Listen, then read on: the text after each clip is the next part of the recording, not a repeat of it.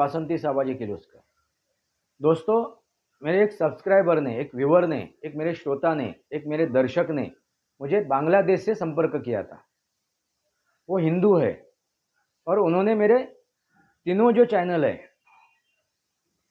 बोलायचं तरी काय, वास्तवावर बोलू काहीतरी और सनातनी वास्तव, उस चैनल पे उन्होंने मेरी वीडियो देखे हुए और उन्होंने जो मुझसे बात की है मैं आपसे साझा करना चाहता हूँ।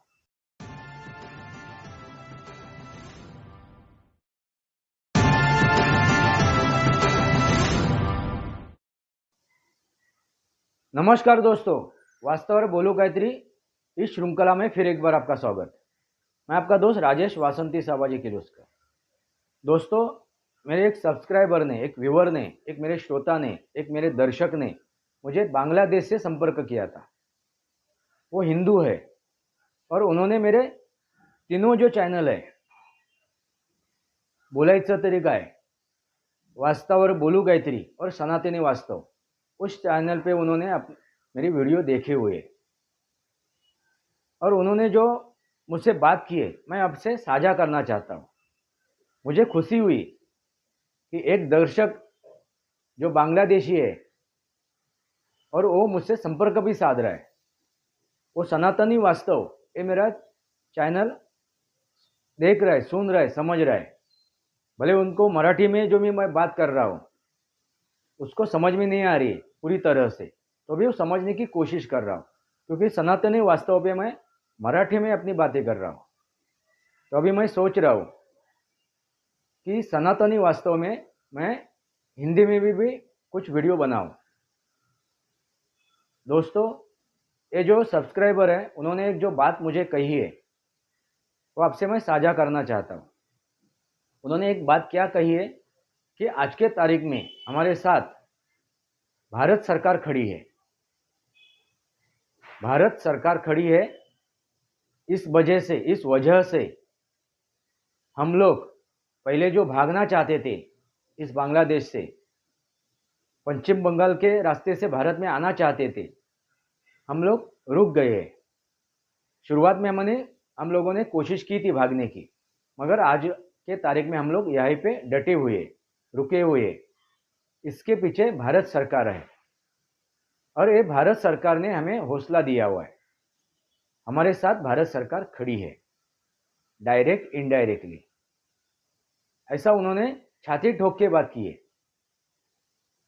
इसका मतलब क्या होगा आप समझ जाइए दोस्तों। इसलिए मैंने इसके पहले जो एक वीडियो बनाया था शेख हसीना के बारे में, शेख हसीना ने इस्तीफा दिया नहीं है, इसके पीछे भारत की रणनीति है। अपने पंतप्रधान पद का उन्होंने इस्तीफा दिया नहीं है, तो इसके भारत की इसके पीछे एक रणनीति है। ऐसे मैंने कहने की कोशिश की थी, ऐसे मैंने आपके सामने एक बात रखी थी। भारत की एक राजनीति है, एक रणनीति है। दोस्तों, इसके ऊपर उन्होंने मुहर लगा दिया है। इस मेरे श्रोता ने मेरे उस बात के ऊपर मुहर लगा दिया है। ऐसा मैं क्यों कह रहा हूँ? क्योंकि भारत सरकार की दखल अंदाजी बांग्लादेश में है। दोस्तों, इस वजह से ही आज के तारीख में वहाँ का हिंदू एक साथ आया हुआ है।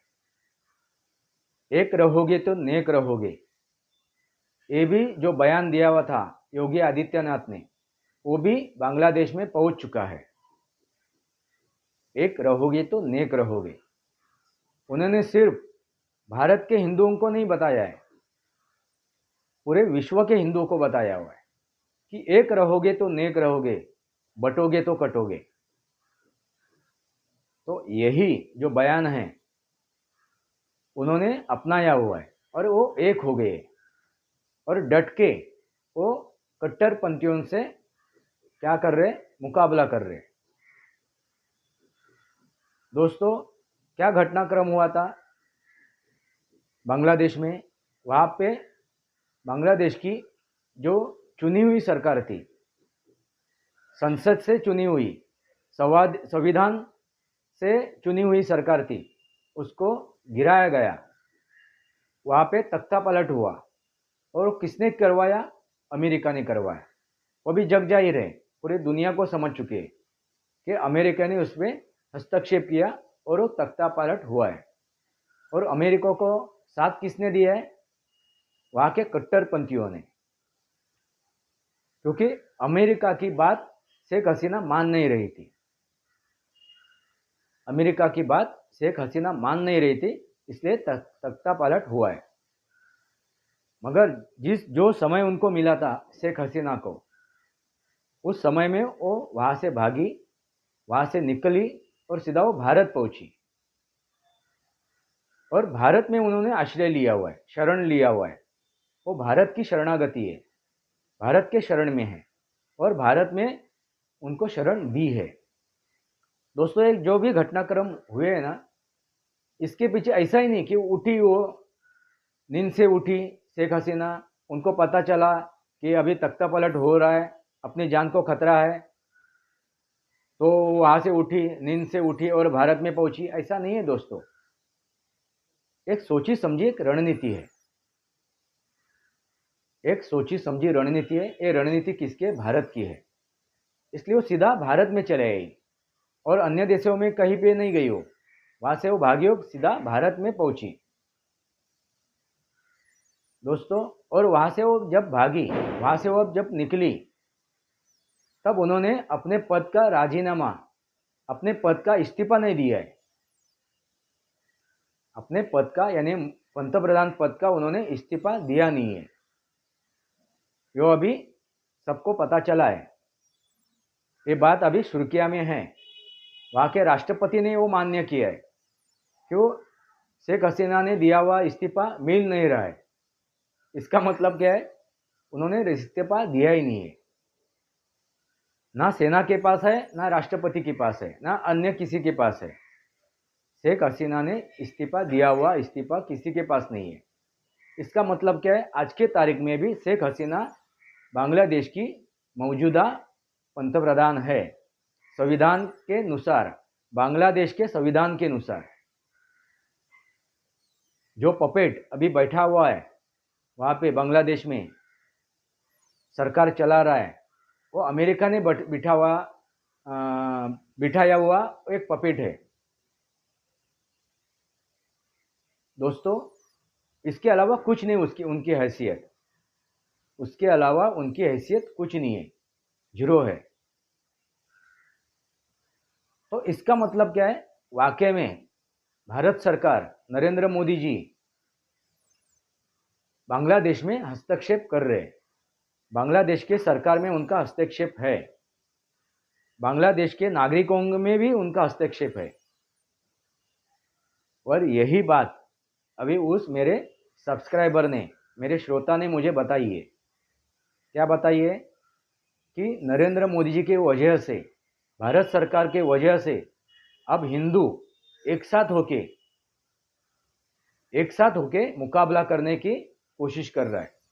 डट के वो खड़ा है, वो अभी भागने की कोशिश नहीं कर रहा है। ये हमारा देश है, ये हमारी भूमि है, तो हमारा हक हम लोग पाके रहेंगे। हम हमारा हक किसी को छीनने नहीं देंगे। इसलिए जो भी आज मौजूदा सरकार है, उनके सामने उन्होंने चंद मुद्दे रखे हुए अपना हक पाने के लिए। हमें हिंदुओं को संरक्षण दीजिए, हम हिंदुओं को मुआवजा दीजिए, ऐसे उन्होंने कुछ चंद शर्तें रखी हुई है। और शर्तें किसके सामने रखी हुई है? मौजूदा सरकार के सामने, बांग्लादेश के सरकार के सामने। दोस्तों, ये बात 100% सच है। उसका पुख्ता सबूत अभी मुझे मिला है, जब ये मुझे बांग्लादेश के एक नागरिक ने मुझसे सीधी बात की और वहाँ के हालात की उन्होंने मुझसे चर्चा की। और हिंदुओं को जो सपोर्ट मिला है, हिंदुओं को जो राहत मिली है, उसकी वजह उन्होंने बताई।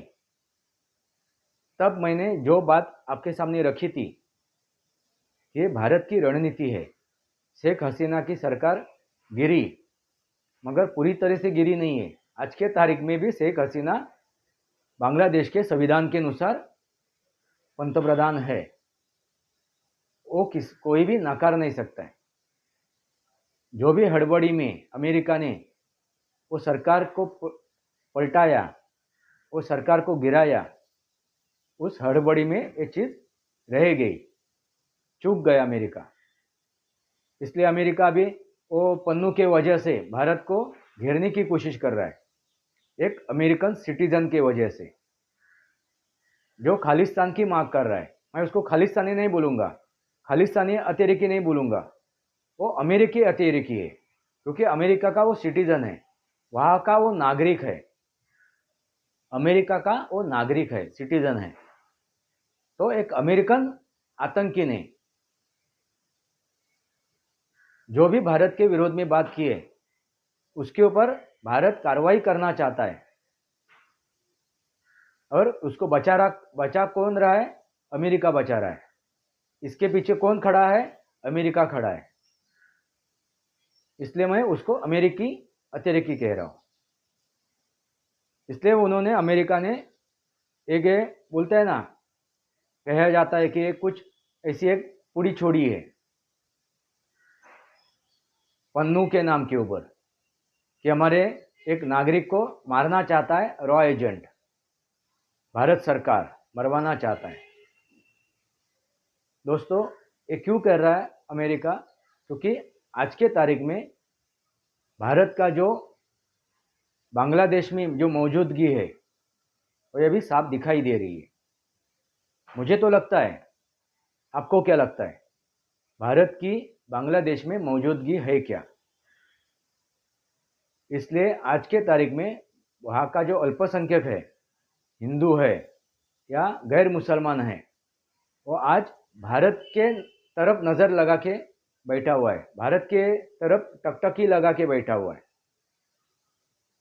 हमारा रक्षण, हमारा संरक्षण सिर्फ भारत कर सकता है, हमारी हिफाजत सिर्फ भारत कर सकता है, नरेंद्र मोदी जी कर सकते हैं।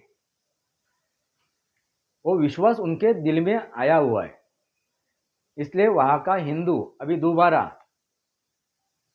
दिवाली के दरमियान वो फिर एक बार इकट्ठा आए थे इस दिवाली के दरमियान। यानी हिंदू अभी जाग उठा है, समझ चुका है कि हमें जीना है तो हमें एक रहना है, तो हम लोग नेक रहेंगे, एक रहेंगे तो नेक रहेंगे। अभी भारत का हिंदू जागा है नहीं जागा है मुझे मालूम नहीं, कितना वो जगह है, कितनी उनकी नींद खुली है मुझे मालूम नहीं। आपको क्या लगता है? मैं उस बांग्लादेशी मेरे व्यूअर को भी पूछ रहा हूँ, ये वीडियो जरूर देखेगा, वो वीडियो जरूर देखेगा। और मैं आपसे एक बात साझा करना चाहता हूँ, कभी वो मुझसे वापस दोबारा जुड़ जाएगा, वो बांग्लादेशी व्यूअर्स, तो मैं उनसे लाइव में बात करने की कोशिश करूँगा, या उनके साथ एक रिकॉर्डिंग करूँगा मेरी बात, और आपसे साझा करूँगा। एक बार मैं कोशिश करूँगा वो। मगर सच्चाई क्या है आज के तारीख में, वहाँ का हिंदू एक साथ क्यों आया है, इकट्ठा क्यों हुआ है, लामबंद क्यों हुआ है? उसके पीछे भारत की रणनीति है, भारत की राजनीति है। क्योंकि भारत में आज ऐसा मौजूदा सरकार है, जो सरकार नहीं आग दिखाता है ना आग झुकाता है, आग मिला के बात करता है। इसलिए आज के तारीख में भी जो चीन को बॉर्डर से पीछे जाना पड़ा, हटना पड़ा, वो भारत के इस ताकत के वजह से ही है। हाल फिलहाल की बात कर रहा हूँ दोस्तों, समझने की ज़रूरत है। आज जो भारत को रशिया मान सम्मान दे रही है, इज्जत दे रही है, तो क्यों दे रही है? क्योंकि भारत का रुतबा बढ़ा हुआ है, भारत अभी आत्मनिर्भर बना हुआ है, भारत की ताकत बढ़ी हुई है, सैन्य क्षेत्रों में भी है, उद्योग क्षेत्र में भी है, हर एक क्षेत्र में भारत की ताकत बढ़ी हुई है, 5वीं अर्थव्यवस्था है। इस दुनिया में पांचवी अर्थव्यवस्था है और तीसरे अर्थव्यवस्था के तरफ हम लोग चल चुके हैं। यानी अर्थव्यवस्था में भी हम लोग आज के तारीख में पांचवें पायदान पे हैं, तीसरे पायदान के ऊपर बढ़ने की कोशिश हम लोग कर रहे हैं। और इसी वजह से कारण, यही कारणों के वजह से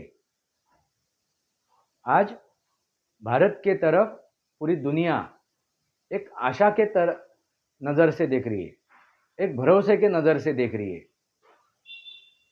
और जो भी बयान योगी आदित्यनाथ ने दिया था, बटोगे तो कटोगे, एक रहोगे तो नेक रहोगे, ये सिर्फ भारतीय हिंदुओं को नहीं था, पूरे दुनिया के हिंदुओं को भी था और पूरे दुनिया के गैर मुसलमानों को भी था। क्योंकि अभी लंदन में, इंग्लैंड में यही घटित हो रहा है, इटली में भी वही हो रहा है। अभी जो पश्चिमी देश है जहाँ पे शरणार्थी करके आए थे मुसलमान, अभी वो अपना हक दिखाने की कोशिश कर रहे हैं। और वहाँ के जो सिटीजन है, यानी वहाँ के पहले सिटीजन जो है, जो नागरिक है उस देश के, उनके अगेंस्ट वो प्रोटेस्ट कर रहे हैं और अपना हक पाने की कोशिश कर रहे हैं। यानी उनको शरण मिल गया, फिर शरणागति कौन हो गया, मालिक बनने की कोशिश कर रहे हैं। यही इनकी फिक्रत है, यही इनकी फिक्रत है,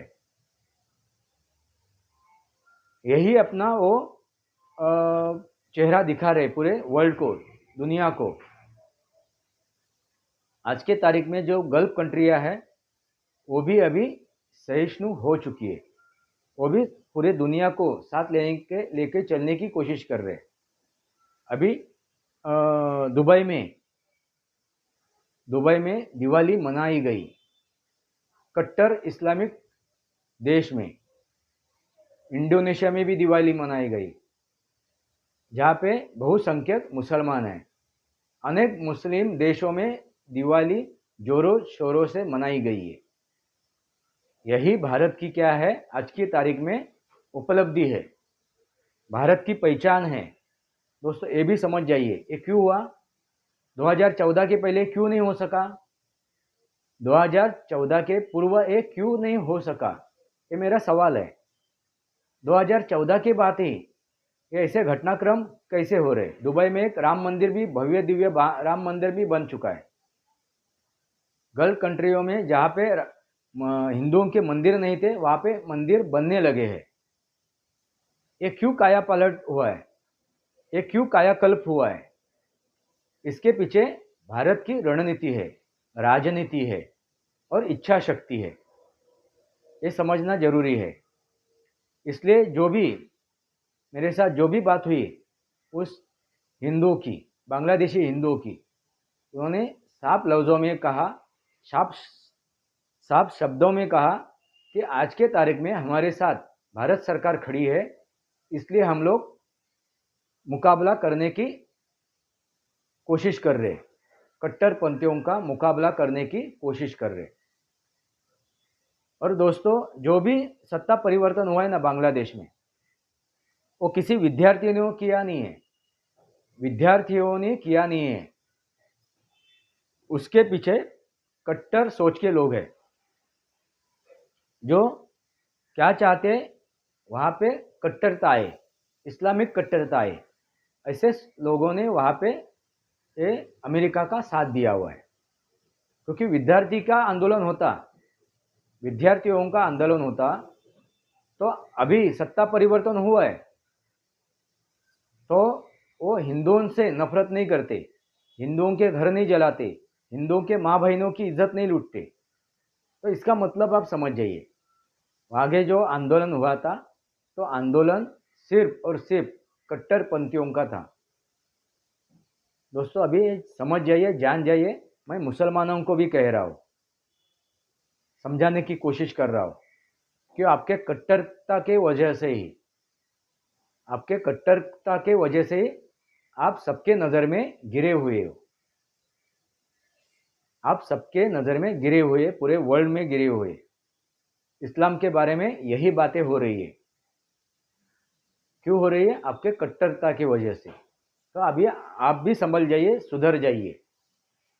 मैं एक गुजारिश कर रहा हूँ, मैं एक प्रार्थना कर रहा हूँ इनसे, मुसलमानों से भी, कि आपके दिल में जो खटास है, जो डर है कि इस्लाम खतरे में है, इस्लाम खतरे में है, ये डर मिटा दीजिए, ये निकाल दीजिए। जब ये डर निकल जाएगा, ये खत्म हो जाएगा, तो आपको पता चलेगा कोई खतरे में नहीं है, किसी का मजहब खतरे में नहीं है, ना हिंदू धर्म है, ना मुस्लिम धर्म है, ना कोई अन्य धर्म है। ये सब तथाकथित धर्म है और राजकीय दृष्टिया ये धर्म है। इसलिए मैंने एक वीडियो बनाया था सनातनी वास्तव के ऊपर कि मैं सनातनी धर्मी हूँ, मैं सनातनी धर्मी हूँ, ना कि मैं हिंदू धर्मी हूँ। मैं हिंदू धर्मीय सिर्फ राजकीय दृष्टिया हूँ। ऐसे मैंने दो अध्याय बनाए हुए, आप जाके वो देख सकते हो। दोस्तों, वास्तव और बोलू गायत्री, इसके अलावा मेरे 2 चैनल है। वो है एक सनातनी वास्तव, यानी सनातन की मैं सच्चाई आपके सामने रख रहा हूँ। दिवाली के बारे में भी मैंने बातें रखी है, हर एक त्यौहार के बारे में बातें रखी है, सनातन की निर्मिति के बारे में भी बातें रखी है, सृष्टि की निर्मिति के बारे में भी बातें रखी है। आप जाके वो वीडियो देख सकते हो, समझ सकते हो। सृष्टि की निर्मिति यानी उसका जो ये है सिद्धांत है, वो क्या है? विष्णु के दशावतार। वो समझ जाइए, वो देखिए आप, तो आपको समझ में आएगा कि सनातन क्या है और बोलायचा तरीका है। ऐसे मेरे और ये 2 चैनल है। इस चैनल के अलावा मैंने उन चैनल के लिंक डिस्क्रिप्शन बॉक्स में डाले हुए हैं। आप जाके वो चैनल पे आप वीडियो देख सकते हो, समझ सकते हो। दोस्तों, आपके समझ में आया होगा कि भारत की दखलंदाजी बांग्लादेश में है, भारत सरकार की दखलंदाजी भारत सरकार में है, सॉरी बांग्लादेश में है। भारत की रणनीति है, एक राजनीति है, वो समझना भी जरूरी है। इसलिए अभी अमेरिका बौखलाया हुआ है, और पन्नू के जरिए वो भारत को झुकाने की कोशिश कर रहा है। ये फिजूल कोशिश है उनकी, उससे कुछ भी उनको हासिल नहीं होगा। और वो पता भी चला है उसको, अमेरिका को वो पता भी चला है, वो समझ भी चुके हैं कि फिजूल हमारी कोशिश है, इससे कुछ भी हासिल नहीं होने वाला है। जियो और जीने दो, हर एक को जीने का हक है। वसुधैवम कुटुंबकम।